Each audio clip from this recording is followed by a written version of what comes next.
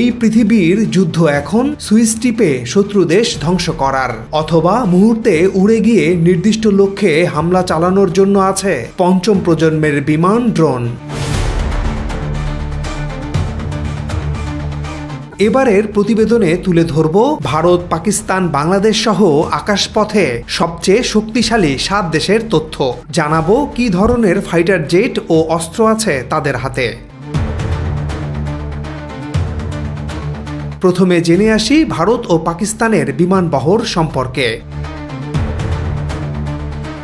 সামরিক বিমান বাহিনীর সক্ষমতায় চতুর্থ অবস্থানে রয়েছে ভারত। দেশটির বহরে 2229টি বিমান আছে। ভারতের কাছে 513টি ফাইটার বিমান রয়েছে। অ্যাটাক বিমান আছে 130টি, পরিবহন বিমান 270টি, প্রশিক্ষণ বিমান 351টি, বিশেষ মিশনের জন্য 74টি, হেলিকপ্টার আছে 899টি, ট্যাঙ্কার বহরে কাজ করে 6টি আর অ্যাটাক হেলিকপ্টার আছে 80টি। দেশটির কাছে থাকা উল্লেখযোগ্য যুদ্ধবিমান হল সুখোই সু-30 ফ্ল্যাঙ্কার সি। সুখোই সু-30 ফ্ল্যাঙ্কার সি জেটের সর্বোচ্চ গতি 2120 কিলোমিটার। বছরের পর বছর ধরে বিভিন্ন ধরনের অভিযানে অংশ নিয়েছে এটি। এই জেটের ওড়ার ক্ষমতা অসাধারণ। 1989 সালে প্রথম বাজারজাত করা হয় রাশিয়ার তৈরি এই বিমান। ভারত ছাড়াও রাশিয়া, আলজেরিয়া ও ভিয়েতনাম এই মডেলের বিমান ব্যবহার করে। মিগ-29 একটি চতুর্থ প্রজন্মের যুদ্ধবিমান। এটি 1970-এর দশকের শেষের দিকে সোভিয়েত ইউনিয়নের মিগ-1 ডিজাইন তৈরি করা হয়। 1983 সালে সোভিয়েত বিমান বাহিনীর বহরে যুক্ত হয় এটি। যুদ্ধবিমানটি উচ্চ গতি, চমৎকার গতিশীলতা এবং যুদ্ধের জন্য উপযুক্ত ডিজাইনের কারণে পরিচিত। এটি বিভিন্ন দেশে রপ্তানি করা হয়েছে। 2024 সালের অক্টোবর মাসে ভারত যুক্তরাষ্ট্রের সঙ্গে $3.5 বিলিয়ন চুক্তিতে 31টি প্রেডেটর ড্রোন কেনে, যাকে বিশ্বের সবচেয়ে সফল ও ভয়ঙ্কর ড্রোন বলা হয়। একই সাথে $50 কোটি মূল্যের বোমা এবং লেজার গাইডেড মিসাইলও কেনার কথা রয়েছে। সম্প্রতি বিবিসি জানিয়েছে আগামী 2 থেকে 4 বছরের মধ্যে ভারতের কাছে প্রায় 5000 ড্রোন থাকবে।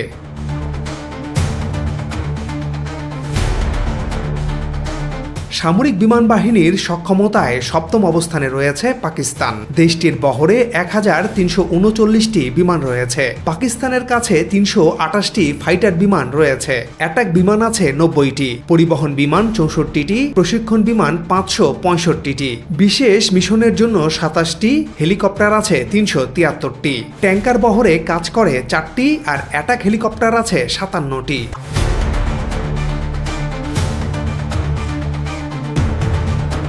তাদের কাছে থাকা উল্লেখযোগ্য যুদ্ধবিমান হল JF-17 থান্ডার। পাকিস্তান ও চীন যৌথভাবে JF-17 থান্ডার তৈরি করেছে। এটি বহুমুখী যুদ্ধবিমান। মাঝারি পাল্লার আধুনিক অস্ত্র ও র্যাডার সিস্টেম রয়েছে। আকাশ যুদ্ধ, ভূমি আক্রমণ ও সমুদ্র টহল দিতে সক্ষম এই বিমান। যুক্তরাষ্ট্রের সামরিক বিমান বাহিনী সব দেশের চেয়ে এগিয়ে। 145টি দেশের মধ্যে তাদের অবস্থান প্রথম। দেশটির কাছে 13,000-এর বেশি যুদ্ধ বিমান রয়েছে। গ্লোবাল ফায়ার পাওয়ারের এক প্রতিবেদনে এই তথ্য উঠে এসেছে। সামরিক বিমান বাহিনীর সক্ষমতায় যুক্তরাষ্ট্রের পরের অবস্থানে রাশিয়া। দেশটির বহরে 4292টি বিমান রয়েছে। সামরিক বিমান বাহিনীর সক্ষমতায় তৃতীয় অবস্থানে রয়েছে চীন। দেশটির বহরে 3309টি বিমান রয়েছে। সামরিক বিমান বাহিনীর সক্ষমতায় পঞ্চম অবস্থানে এশিয়ার আরেকটি দেশ দক্ষিণ কোরিয়া। দেশটির বহরে 1592টি বিমান রয়েছে। সামরিক বিমান বাহিনীর সক্ষমতায় ষষ্ঠ অবস্থানে রয়েছে এশিয়ার আরেক দেশ জাপান। দেশটির বহরে 1443টি বিমান রয়েছে। এবার বাংলাদেশ প্রসঙ্গ। বাংলাদেশ বিমান বাহিনী শক্তিমত্তার দিক থেকে বিশ্বের 37তম। তুরস্কের তৈরি বাইরাক্টার TB2 ড্রোন ছাড়াও বেশ কিছু ফাইটার জেট আছে। তবে নতুন করে দেশের সামরিক সক্ষমতা বাড়াতে মনোযোগ দিচ্ছে সরকার।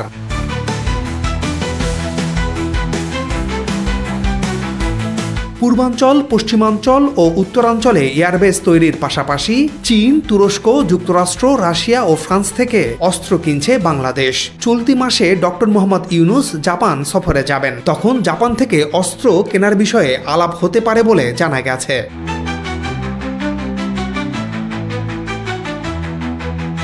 সামরিক সক্ষমতা বৃদ্ধি শুধু যুদ্ধের জন্যই নয়, ভূ রাজনৈতিক ও কৌশলগত কারণে নিজেদের অবস্থান সুসংহত করতেও সামরিক শক্তি বাড়াতে হবে, নইলে সীমান্তে অযাচিত ও দুর্বল গোষ্ঠীও মাথায় চেপে বসতে পারে। দর্শক, এই ব্যাপারে আপনাদের মতামত জানান। সাবস্ক্রাইব করে আমাদের সাথে থাকার অনুরোধ জানাই।